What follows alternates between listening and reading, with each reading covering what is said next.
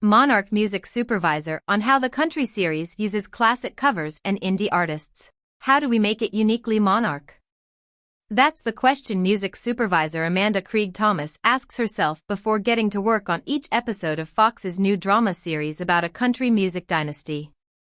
The answer is three-pronged: by having the cast, which includes Susan Sarandon, Trace Adkins and Beth Ditto, tackle country classics, by sprinkling in a selection of unexpected pop covers, and, on the licensing side, by championing upcoming country artists. We really wanted to focus on covers because that's a strong entry point, Thomas says, before elaborating on her mandate: always be unexpected, always feature different eras and styles. By that criteria, Episode 3, which aired Tuesday night, was a resounding success. Beginning with a twangy take on Lizzo's Juice, the show segued into a soaring rendition of Faith Hill's Breathe. Throw in guest star Tanya Tucker singing Delta Dawn and a Miranda Lambert hit from the aughts, and you have a decidedly eclectic lineup.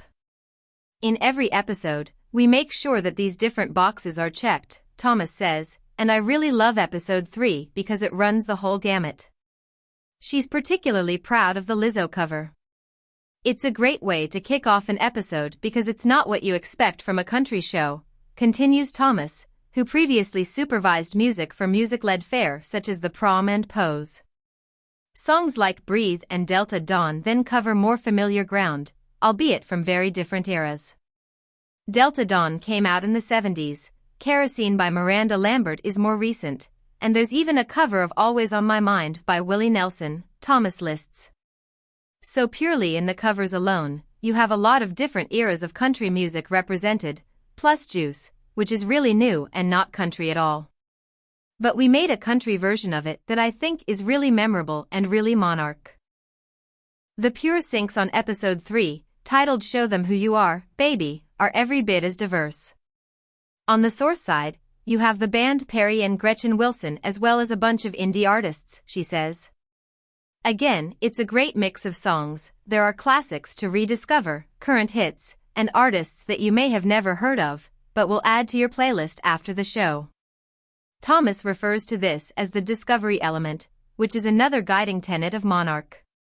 It's particularly key when it comes to establishing the Texas location and supporting local artists. We're set in Texas, Thomas says.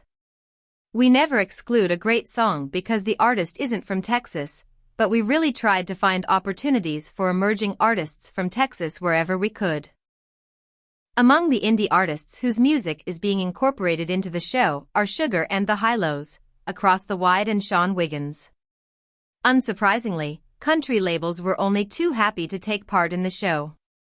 There was a lot of excitement because there aren't a ton of opportunities in sync for country music, she says. We got a very warm embrace from everybody who worked in the country music space. Monarch debuted on September 11th and airs at 9 p.m. Eastern Time/Pacific Time on Fox.